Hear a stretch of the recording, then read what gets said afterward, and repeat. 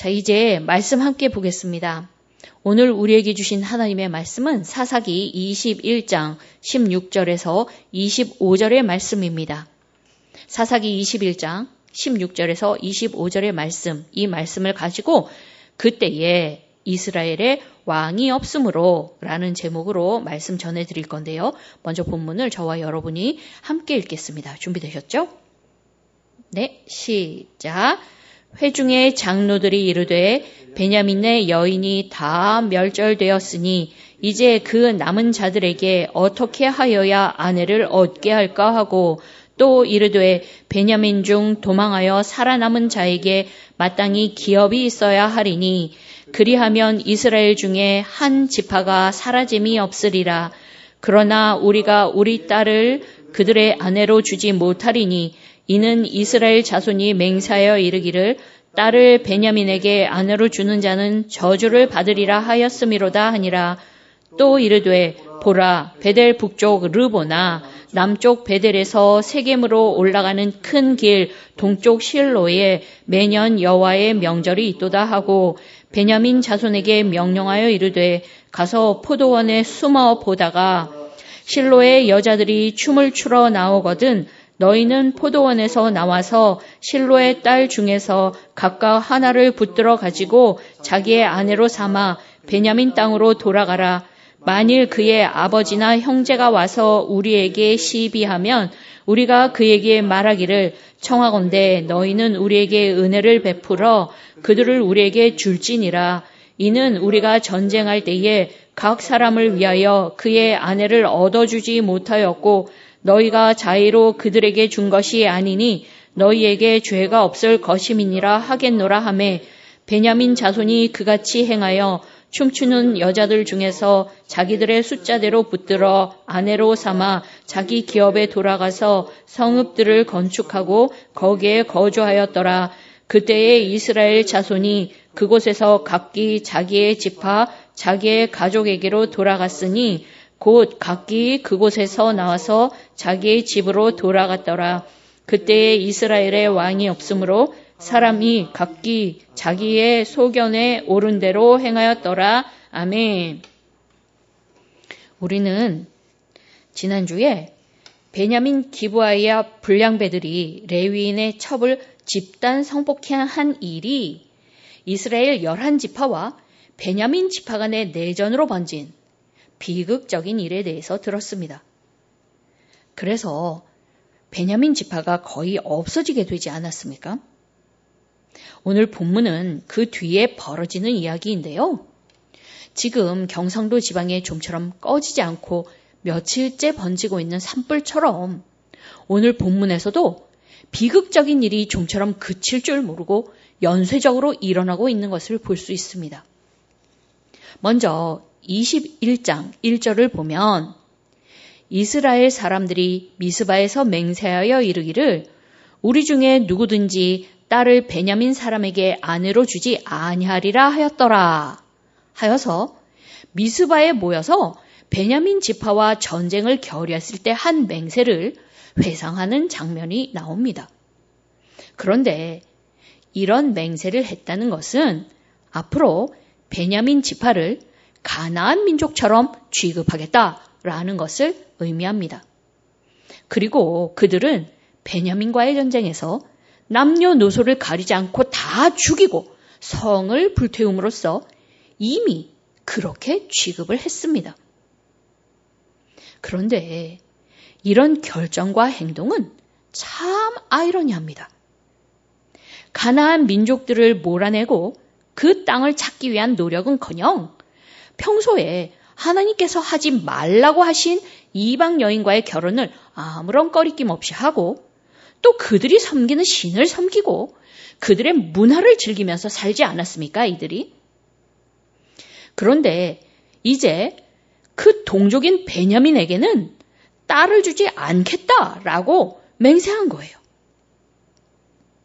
이렇게 하나님께 여쭙지 않고 그냥 자기들의 감정을 따라 경솔하게 내린 이 결정은 마치 입다가 자기 딸을 놓고 했던 맹세처럼 이스라엘에 또 다른 비극을 가져오게 됩니다.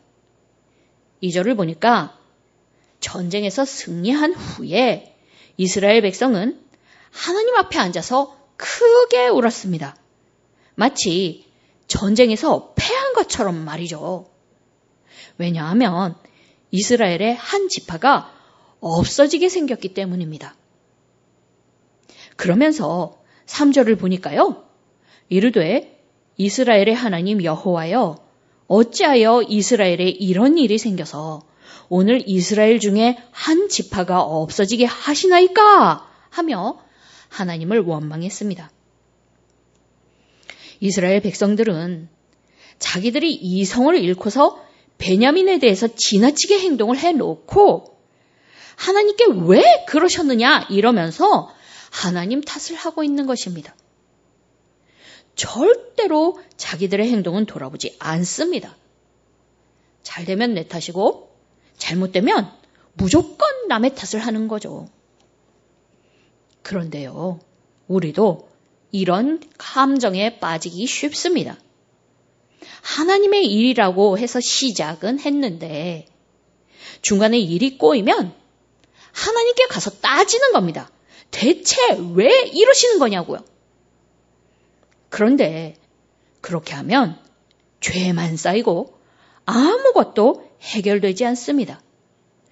자기를 돌아보며 주님께 가서 여쭤야죠. 일이 왜 이렇게 되었으며 어떻게 수습할지를 여쭤야 되는 것입니다. 그래야 일을 제대로 돌려놓을 수 있고 나 자신도 그 일로부터 배우는 게 있게 되는 거예요. 그러므로 하나님의 일을 할 때에는 계속적으로 하나님께 여쭤가며 하나님의 지혜와 방법으로 해나가는 것이 중요하다라는 것입니다.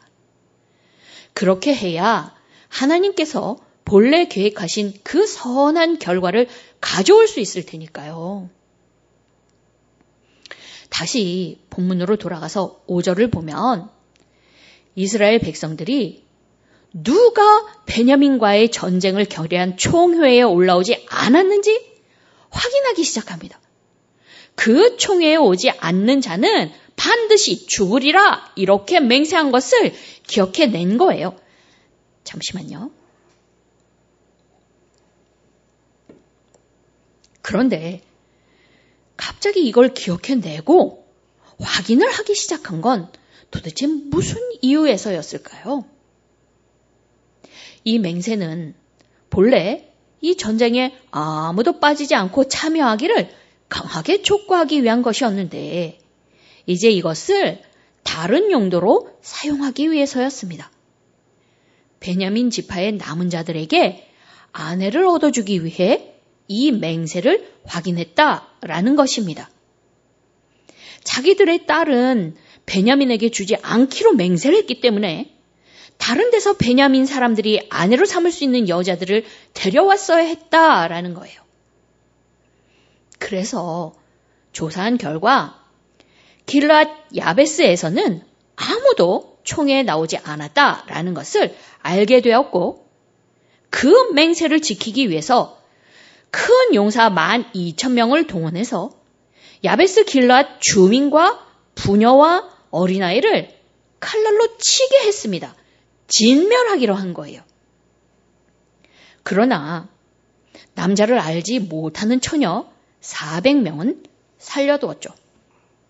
이것은 매우 어리석고 악한 행동이었습니다. 왜냐하면 베냐민에게 한 짓을 똑같이 되풀이하고 있기 때문입니다. 결코 동족은 부녀와 어린아이까지 죽이는 진멸의 대상이 될 수 없기 때문입니다. 그리고 또 그들은 그들의 말대로 진멸하지도 않았습니다. 400명의 처녀들은 남겨두지 않았습니까? 그래서 이를 볼 때에 그들이 야베스 길앗을 친 것은 하나님 앞에서의 맹세를 지키려 한 것이 아니라 베냐민 남자들에게 아내를 얻어주기 위해서였다라는 것이 아주 명확하게 드러난다라는 거예요. 그들은 자기들의 목적을 위해서 하나님 앞에서 한 맹세를 이용하고 있었을 뿐이었던 것입니다. 그 후에 이스라엘 백성들은 림몬 바위에 있는 베냐민 자손에게 평화를 공포하고 그들에게 야베스 길르앗에서 얻은 처녀들을 아내로 주었습니다.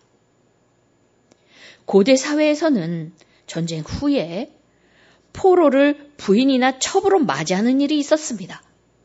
그래서 신명기 21장에도 여자 포로를 아내로 삼는 규정이 나오잖아요. 그러나 그것은 어디까지나 적군과 싸울 경우의 이야기입니다. 동족은 전쟁의 대상이 아닙니다. 그런데 동족과 싸우고 그것도 모자라 포로로 삼고 그 포로를 화해의 선물로 제공한다? 이것은 말이 안 되는 악한 행위입니다. 그래서 이들이 하나님의 율법을 가지고 있고 하나님을 믿는다면서 제사를 드리고는 있지만 실상은 하나님을 믿지 않는 사람이라고 한다면 과연 심하게 부정적인 판단을 하는 게 될까요? 그러나 그런 짓까지 했는데도 아직 부족했습니다. 베냐민의 남자들은 600명인데 길르앗의 처녀들은 400명밖에 안 되었거든요. 그러니 베냐민 지파를 되살려낼 또 다른 방법이 필요한 거예요. 그래서 회중의 장로, 곧 지도자들이 고민합니다. 우리가 우리 딸을 줄 수는 없다는 거죠. 왜냐하면 베냐민에게 딸을 아내로 주는 자는 저주를 받을 것이라면서 아주 세게 맹세를 했다라는 거죠. 그러니까 우리가 저주를 받지 않고도 이 문제를 해결할 묘안이 나와줘야 한다라는 거예요. 그러다가 아주 묘한, 그러나 전혀 묘하지 않은 해결책이 하나 떠올랐습니다. 19절에서부터 보겠습니다. 또 이르되 보라, 베델 북쪽 르보나 남쪽 베델에서 세겜으로 올라가는 큰 길 동쪽 실로에 매년 여호와의 명절이 있도다 하고 베냐민 자손에게 명령하여 이르되 가서 포도원에 숨어 보다가 실로의 여자들이 춤을 추러 나오거든 너희는 포도원에서 나와서 실로의 딸들 중에서 각각 하나를 붙들어 가지고 자기의 아내로 삼아 베냐민 땅으로 돌아가라. 그러니까 뭡니까? 이거 납치하라는 거예요. 베냐민의 살아남은 남자들에게 실로에 가서 여자들을 납치해서 아내로 삼으라 라는 거죠. 그런데 심지어 이것은 제안이 아니라 명령이었습니다. 20절에 보면 베냐민 자손에게 명령하여 이르되 라고 하지 않았습니까? 이스라엘 지도자들은 이번에도 하나님께 여쭙지 않고 또 자기의 소견에 옳은 대로 행하여 또 다른 범죄를 해결 방안으로 내놓고 있었다라는 거예요. 그리고 이 명령은 그들이 하나님을 아주 우습게 생각하고 있다는 것이 분명하게 드러납니다. 왜냐하면 그 범죄를 여호와의 명절에 그 예배와 축제의 현장에서 저지를 것을 명령하고 있기 때문입니다. 19절에 나오는 여호와의 명절은 아마도 초막절을 말하는 것이고 이 초막절에는 추수를 다 마치고 하나님께 감사하면서 잔치를 베풀고 기쁨으로 춤을 추곤 했다고 합니다. 그러니까 여호와의 명절에 실로에서 춤을 추는 여자들은 그냥 직업상 무희들도 아니고 자기의 쾌락을 위해서 춤추는 여자들이 아니었다라는 거예요. 하나님 앞에서 감사하며 기쁨으로 예배하는 이스라엘 여자들, 하나님 나라의 백성들이었다라는 것입니다. 하나님께서 풍성한 곡식을 주신 것에 대해서 감사하면서 그 앞에서 춤추는 예배자들이었다라는 것입니다. 그런데 그런 여자들을 납치해서 아내로 삼으라고 한 것입니다. 예배 중에 뛰어들어가 갖고 죄를 저질러서 기쁨과 감사의 예배를 범죄의 현장이 되게 하라라는 것이었죠. 하나님을 우습게 알아도 정도가 있는 것입니다. 하나님의 백성이라는 사람들이 어떻게 이렇게 할 수 있겠습니까? 그리고 21절에 보니까 실로의 여자들이 춤을 추러 나오거든 너희는 포도원에서 나와서 실로의 딸들 중에서 각각 하나를 붙들어 가지고 라고 되어 있는데요. 여기서 붙들어 가지고 라는 단어는 구약 성경 중에서 여기와 시편 10편 9절에서만 나온다고 하는데요. 시편의 상황을 보면 이것이 어떠한 상황인가라는 것을 더 잘 이해할 수 있습니다. 제가 시편 9절을 읽어드리겠습니다. 사자가 자기의 굴에 엎드림같이 그가 은밀한 곳에 엎드려 가련한 자를 잡으려고 기다리며 자기 그물을 끌어당겨 가련한 자를 잡나이다. 그러니까 이스라엘 장로들은 베냐민 남자들에게 사자가 먹잇감을 사냥하듯이 잡아가라 라고 명령한 것입니다. 이것은 여성을 하나의 인격으로 생각하지 않는 아주 야만적이고 폭력적이며 비인간적인 명령입니다.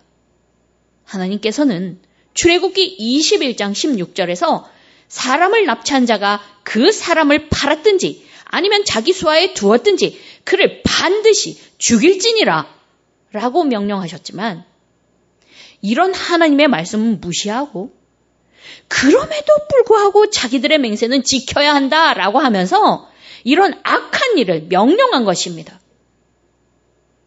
그러나 여기에서 그치지 않습니다. 교활하고 야비한 이스라엘의 장로들은 납치당한 딸의 가족들이 항의하거나 소송할 것에 대해서도 아주 철저하게 대비했습니다. 22절입니다. 만일 그의 아버지나 형제가 와서 우리에게 시비하면 우리가 그에게 말하기를 청하건대 너희는 우리에게 은혜를 베풀어 그들을 우리에게 줄지니라. 이는 우리가 전쟁할 때에 각 사람을 위하여 그의 아내를 얻어주지 못하였고 너희가 자의로 그들에게 준 것이 아니니 너희에게 죄가 없을 것임이니라 하겠노라. 그러니까 딸이 납치를 당한 가족이 와서 항의를 하면 이스라엘 장로들이 너희가 자발적으로 베냐민 남자들에게 딸을 준 것이 아니니까 맹세의 저주가 임하지 않을 것이라고 판결하겠다는 거예요. 당시에는 장로들이 재판관의 역할도 하고 있었기 때문에 그런 소송이나 항의는 문제가 되지 않는다라는 것입니다. 힘 있는 사람들이 자기들 맘대로 약자에게 해를 입히고 나서 그것을 재판하겠다고 가지고 오면 재판석상에서도 자기들이 유리한 대로 판결하겠다라는 거예요. 그런데 그런 판결이 또 먹힌다라는 거예요. 왜냐하면 항의를 하고 소송을 거는 사람들도 딸이 납치를 당한 것이 문제가 되는 것이 아니라 딸이 베냐민 사람에게 납치를 당함으로써 맹세의 저주가 자기에게 임할까? 그게 문제였더라라는 거예요. 그러니까 이스라엘 장로들도 이런 내용을 해결책이라고 내놓은 것이 아니겠습니까? 이것은 그만큼 이 사회가 철저하게 가부장적이고 또 힘있는 남성 중심의 사회였다라는 것을 나타냅니다. 그리고 또한 이스라엘 장로들은 이러한 자신들의 범죄를 은혜라는 말로 포장합니다. 22절에서 그러잖아요. 만일 그의 아버지나 형제가 와서 우리에게 시비하면 우리가 그에게 말하기를 청하건대 너희는 우리에게 은혜를 베풀어 그들을 우리에게 줄지니라. 그러니까 이 일은 우리가 죄를 범한 것이 아니라 너희가 은혜를 베푼 거다라는 거예요. 피해를 입혀놓고 마치 피해자가 자발적으로 희생한 것이냐 포장을 하고 있다라는 것입니다. 약자에게 희생을 강요하는 힘 있는 자들의 횡포다라는 거죠. 그래서 어떻게 되었느냐? 23절부터 보겠습니다. 베냐민 자손이 그같이 행하여 춤추는 여자들 중에서 자기들의 숫자대로 붙들어 아내로 삼아 자기 기업에 돌아가서 성읍들을 건축하고 거기에 거주하였더라. 그때에 이스라엘 자손이 그곳에서 각기 자기의 지파, 자기의 가족에게로 돌아갔으니 곧 각기 그곳에서 나와서 자기의 기업으로 돌아갔더라. 그러니까 그 악한 명령을 실행했어요. 그리고 베냐민 자손과 이스라엘 자손들은 다 자기 집으로 돌아갔습니다. 그냥 돌아간 거예요. 마치 아무 일도 일어나지 않았던 것처럼요. 여러분, 이 상황이 평화로워 보이십니까? 문제가 다 해결돼서 속이 아주 시원하십니까? 전혀 그렇지 않으시죠? 이 두 절의 내용 때문에 우리는 더 비참함을 느낍니다. 이스라엘 지도자들은 납치당하고 성폭력 당하고 강제로 결혼해야 하는 힘없는 여성들에게는 전혀 관심이 없습니다.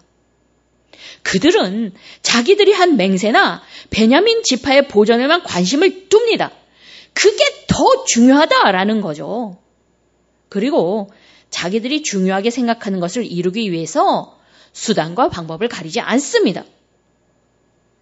그래서 악으로 악을 가렸습니다. 하나의 작은 거짓말을 가리려고 자꾸 거짓말하다가 이제는 어디서부터 손을 대야 할지 모를 만큼 커지는 거짓말처럼 하나의 악을 가리려다가 악이 악을 낳고 죄가 죄를 낳아서 점점 커지는 일이 발생했다라는 거죠. 베냐민의 악행을 징벌하기 위해서 모인 이 이스라엘이 결국에는 베냐민과 동일한 악행을 저지르는 가해자가 된 것입니다. 이스라엘 한 지파가 아니라 이제는 모든 지파가 가해자가 된 거예요. 이것이 자기의 소견에 옳은 대로 한 결과입니다. 그래서 사사기는 이렇게 마무리되고 있습니다. 25절 말씀입니다. 그때에 이스라엘의 왕이 없으므로 사람이 각기 자기의 소견에 옳은 대로 행하였더라. 하나님이 왕이신데 그 왕을 왕으로 인정하지 않는 사회는 이렇게 된다라는 것입니다. 하나님을 왕으로 인정하지 않는 사회에서는요, 모두가 왕입니다. 그러니 곧 내 생각이 법이고 진리이고 선입니다. 그래서 아무 거리낌 없이 모두가 다 자기의 소견에 옳은 대로 행합니다. 그리고 그 결과는 지금까지 본 사사기의 내용들처럼 사회적인 약자들이 처참하게 짓밟히는 그런 사회가 된다라는 것입니다. 그 중에서 사사기에서 뚜렷하게 드러나는 약자는 여자들이었습니다. 아무도 그들을 존중하지 않고 그들의 괴로움을 외면하면서 자기를 위한 도구로 사용할 뿐이었다라는 거죠. 이러한 정의가 실종된 사회, 비인격적이며 잔인한 폭력이 행해지고 힘과 권력이 주도하는 사회, 이런 사회, 여러분은 이런 사회에서 살고 싶으십니까? 아닐 것이라고 믿습니다. 그러나 안타깝게도 우리 사회는 이미 이런 사회가 되어가고 있고 점점 가속화되고 있습니다. 왜냐하면 진정한 왕이 없기 때문입니다. 진정한 왕을 왕으로 인정하고 있지 않기 때문인 거죠. 그러면 하나님을 진정한 왕으로 고백하고 있는 우리 교회는 어떻습니까? 또 우리 가정과 여러분 자신은 어떠합니까? 여러분의 삶에 하나님이 계십니까? 하나님께서 여러분의 왕으로 좌정하여 계십니까? 가슴에 손을 얹고 성령님 의지하면서 여러분의 마음을 잘 들여다보시고 이제까지의 삶을 잘 돌아보십시오. 그리고 그 가운데 하나님이 왕으로 좌정하여 계시지 않는다면 속히 돌이키시기 바랍니다. 만일 그렇게 하지 않는다면 여러분은 아마도 오늘 본 이스라엘의 장로들처럼 악을 악으로 덮는 가해자가 되거나 아니면 여러분보다 강한 자에 의해서 레위인의 첩처럼 야베스 길랏의 주민처럼 또는 실로에서 춤추던 여인들처럼 처참하게 짓밟히는 피해자가 될지도 모릅니다. 그러니 속히 하나님께로 돌아오십시오. 그분만이 진정한 왕이십니다. 우리에게는 이 진정한 왕이 필요합니다. 이미 우리가 저질러 놓은 죄악과 문제들이 산적합니다. 우리에게는 구원자가 필요해요. 우리 스스로는 그 해결책이 될 수 없습니다. 그러나 하나님께서는 우리가 저질러 놓은 모든 죄악과 문제들을 해결하실 수 있는 능력과 은혜가 있으십니다. 그러므로 하나님을 믿으십시오. 연약한 믿음을 다시 일으켜야만 합니다. 그리고 하나님을 왕으로 섬겨 순종하시기 바랍니다. 그것만이 답입니다. 그것만이 살 길입니다.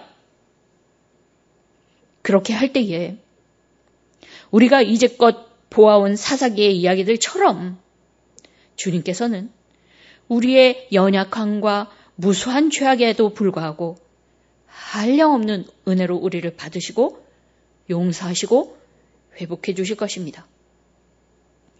하나님은 왕이시다. 사사기를 마치면서 이 한 가지 진리가 여러분들의 가슴에 남고 또 여러분들의 삶 속에서 펼쳐지기를 예수님의 이름으로 축원합니다. 함께 기도하겠습니다.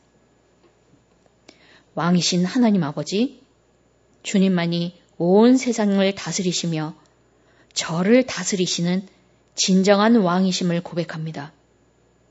오늘 사사기를 마치면서 주님을 왕으로 섬기지 않는 삶이, 주님을 왕으로 섬기지 않는 사회가 얼마나 비참한 것인지 다시 한번 깨닫습니다. 주님 나라 백성이라는 저희들, 주님을 왕이라고 고백하면서도 그렇게 살지 못한 죄, 회개하기 원합니다. 저희 스스로 왕이 되어 하나님의 이름을 이용하면서 망령되이 행한 모든 죄를 주여 용서하여 주시옵소서. 그리고 저희 믿음을 새롭게 하셔서 그럼에도 불구하고 우리 안에서 역사하시는 은혜의 주님만을 바라보고 왕으로 섬겨 순종하며 썩어져가는 사회에서 빛과 소금의 역할을 감당하는 주님 나라의 참 백성들 되게 하여 주시옵소서. 이 모든 말씀 우리를 구원하신 예수님의 이름으로 기도합니다. 아멘.